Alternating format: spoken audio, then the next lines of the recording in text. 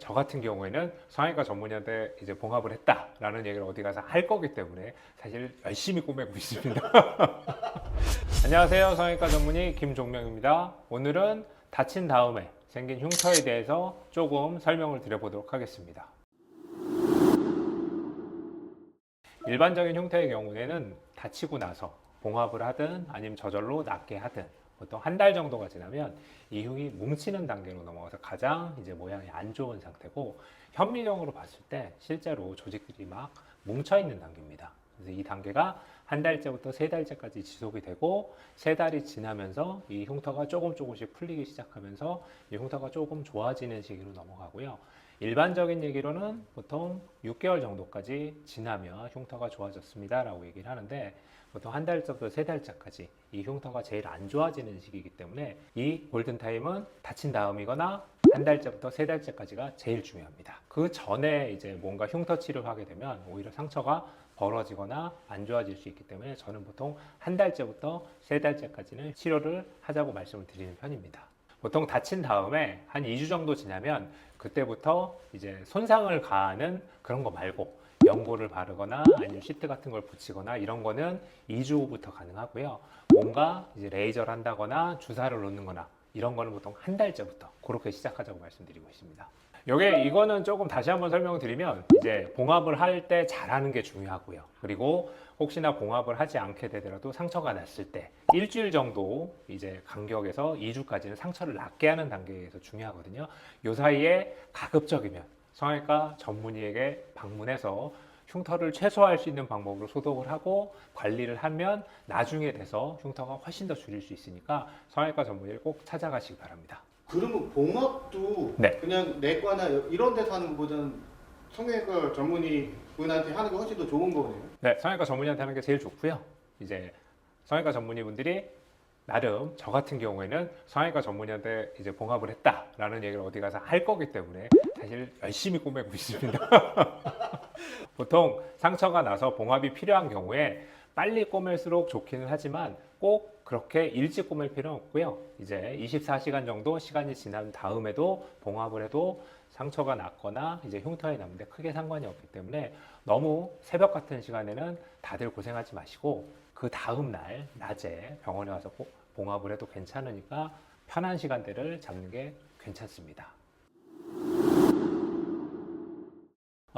조금 다른데요. 쉽게 말하면 흉터 연고 같은 경우는 흉터 부분을 작용을 해서 이제 부드럽게 만든 걸 빨리 하는 작용으로 쓰게 되고요. 쉬트 같은 경우는 튀어오르는 흉터가 더 이제 튀어오르지 않게 하는 용도로 사용하게 되는데, 굳이 따지자 그러면 쉬트가 좀 더 좋습니다. 이제 왜냐면 꾸준히 흉터가 튀어오르지 않게 눌러주고 균일하게 이제 압력을 가해주기 때문에 연고보다는 쉬트가 훨씬 더 효과적이긴 한데, 실제로 시트 같은 경우는 붙인 다음에 또 뭔가를 올려서 또 붙여야 되고 해서 불편하기 때문에, 그리고 눈 주위 같거나 아니면 자꾸 움직이는 부분은 시트를 사용할 수 없기 때문에 이제 연고가 좀 더 편하게 사용할 수 있는 장점이 있습니다. 빠른 경우에는 2주 정도 지났을 때 보통 저는 연고를 바르시고, 흉터가 좀 더 올라오는 것 같거나 안 좋은 분들 같은 경우는 한 달째 왔을 때 시트를 사용하는 게 좋습니다. 이렇게 설명드리고 있습니다.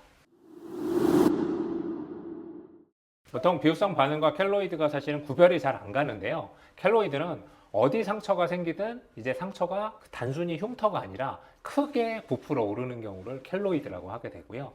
비후성 반응은 잘 생기는 부분, 보통 가슴 아래쪽 이 삼각형 부분에 제일 많이 생기는데, 그런 부분에 생기는 경우는 비후성 반응이라고 표현을 하게 됩니다. 이런 체질을 가지고 있으신 분들은 제왕절개 수술했을 때 약간 이제 비후성 반응처럼 보이는데, 다소 흉터가 켈로이드 체질인 경우가 있는 거라고 생각하시면 됩니다. 보통 그래서 어떻게 구별을 하게 되냐면, 켈로이드 있으신 분들은 귀를 뚫은 다음에 이 귀 뚫은 자국이 그 부분만 생기는 게 아니라 이렇게 많이 커지는 경우가 켈로이드고, 비후성 반응 같은 경우는 살짝 많이 커지는 게 아니라 약간 딱딱해지는 느낌이 있는 경우가 비후성 반응이라고 표현을 드리고 있습니다. 그럼 이제 이렇게 생각하시면 돼요. 귀를 뚫었는데 귀가 막혔어요 하는 분들은 흉터가 잘 안 생기는 체질이죠. 그렇게 생각하시면 됩니다. 그래서 보통 비후성 반응 같은 경우에는 우리가 주사 치료나 레이저 치료를 하면 많이 줄어들게 되고 이제 괜찮은데, 켈로이드 같은 경우에는 그런 식의 치료를 했을 때 이제 많이 줄었다가 다시 재발을 많이 합니다. 재발을 하는 경우에는 켈로이드라고 생각을 하고 치료를 하게 되고, 켈로이드 체질인 경우에는 주사 치료, 레이저 치료 외에 방사선 치료까지 같이 시행하는 경우가 있습니다. 실제로 근데 비후성 반응과 켈로이드 흉터를 정확히 구별하는 게 쉽지 않고 치료를 했는데 어느 정도 호전됐다가 몇 달 뒤에 더 커지는 경우가 있다. 이런 경우는 켈로이드이기 때문에 치료 방법을 달리하거나 열심히 치료를 하는 편입니다. 상처가 생겨서 상처가 나아가는 과정에서 이제 잘 나으려면 온 몸에 있는 이제 장기들이 열심히 이제 흉터를 낫게 해야 되는데 술을 드시게 되면 간에서 흉터 치료를 하는 것보다 술을 해독하는데 훨씬 더 에너지를 많이 쓰기 때문에 흉터가 더 남게 되고요. 특히 담배 같은 경우에는 흉터가 없이 남게 되려면 이 부분에 피가 잘 가야 되는데 담배를 폈을 때는 말초혈관이 수축하기 때문에 흉터에 제일 안 좋은 게 사실은 술과 담배입니다. 그래서 본인의 흉터를 최대한 안 보이게 하고 싶다. 그런 분들은 술, 담배 꼭 끊어주세요.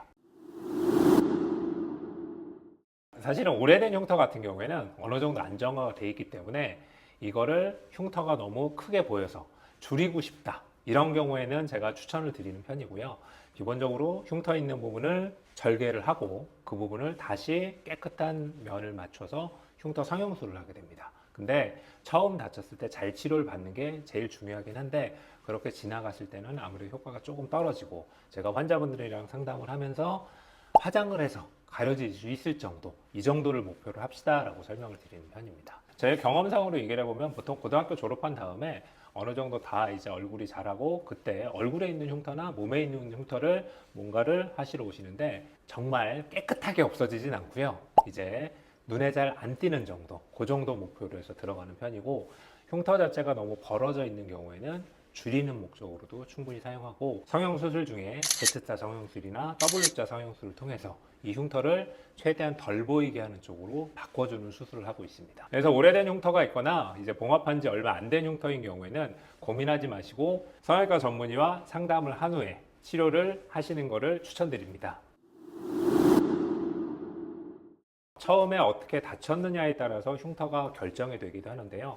칼로 베인 상처 같은 경우에는 거의 흉터가 안 남는 편입니다. 피부가 뜯겨 나간 경우에는 흉터가 많이 남는 경우가 있습니다. 그래서 처음에 상처가 좀 크게 났다, 안 좋다 이런 경우에는 꼭 흉터 레이저 치료와 시술을 하는 게 좋습니다.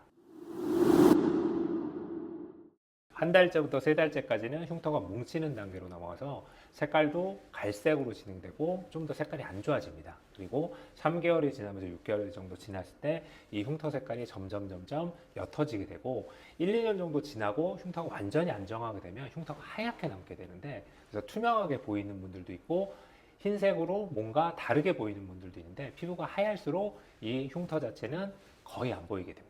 피부가 하얀 분들은 아무래도 흉터가 좀 더 적게 남고요. 피부가 까만 분들은 흉터가 눈에 띄게 됩니다. 코카시안이라고 불리는 백인들은 수술을 해도 흉터가 거의 안 남고 피부가 조금 까만 이제 흑인 같은 경우에는 이제 흉터가 조금 더 보이는 편입니다. 백인들은 안면거상 수술을 하거나 이랬을 때 거의 흉터가 안 보이는데 이제 흑인이나 이제 동양인 같은 경우에는 다소 흉 때문에 고생하는 경우가 사실 그런 경우가 있습니다. 피부가 하얄수록 흉터는 좀 덜 남습니다. 흉터가 잘 생기는 분들이 좀 있어요. 보면 켈로이드는 아닌데 그 안 생겨야 될 부분에 이제 비후성 반응처럼 보이는 경우도 있고 이게 환자분들 체질에 따라서 수술 방법은 동일한데 흉터가 많이 남는 분들이 있고 적게 남는 분들이 분명히 있습니다. 체질에 따라서도 이런 차이가 좀 있습니다. 그래서 흉터가 잘 생기는 것 같다. 그런 분들은 흉터에 대해서 좀 더 치료를 하는 것을 추천드립니다.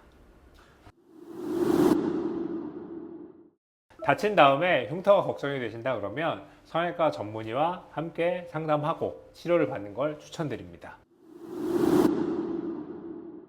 문신은 쉽게 말하면 색소 침착이 된 흉터라고 생각하면 됩니다. 문신을 지우는 원리를 간단히 설명드리면 피부 안에 있는 색소를 잘게 부신 다음에 우리 몸에 있는 대식세포가 색소를 먹어서 없애는 형태로 해서 문신이 없어지는 게 이 원리인데요. 필연적으로 이제 색소를 부수기 위해서는 어느 정도 레이저를 하게 되면 화상을 입게 됩니다. 문신 레이저를 할 때는 화상 치료를 잘하는 원장님과 같이 하는 게 중요합니다. 흉터 중에 많은 분들이 차지하는 비율이 사실 제왕절개 수술한 다음에 비후성 반응처럼 올라오는 분들이 많이 찾아와서 흉터 치료를 하시는데요. 보통 제왕정제 수술한 다음에는 그런 흉터가 생기면 치료를 빨리 하면 흉터가 좋아질 수 있으니까 성형외과 전문의에게 꼭 확인하시는 게 중요합니다. 흉터 치료는 다친 다음에 한 달째부터 세 달째 그때가 제일 중요하고 가급적이면 1년 안에 하는 게 제일 좋습니다. 근데 아주 어렸을 때 다친 경우라 그러면 사실은 협조가 잘 안 되기 때문에 하기가 쉽지 않은데 아기가 참을 수 있을 때 레이저 치료나 주사 치료를 하는 게 훨씬 나중을 위해서는 좋습니다. 혹시나 이 골든타임을 놓쳤다고 해도 아이가 다 큰 다음에 이제 이러한 흉터 치료를 해도 효과가 있으니까 꼭 성형외과 전문의와 상의하시기 바랍니다. 되게 의외네요. 피부가 하얀 사람이 흉터가 백인은 흉터가 안 생겨요. 그래서 수술을 진짜 열심히 해도 흉터가 거의 안 보여요. 네. 그럼 흑인 같은 경우는 흉터가 확 보이죠. 두 가지인데 흑인이 흉터가 보이는 거는 흉터가 까맣게 남지 않고 희게 남거든요. 그러니까 흑인에는 흉터가 잘 보여요. 그래서 우리나라 사람들, 흉터가 하얗게 남았어. 네.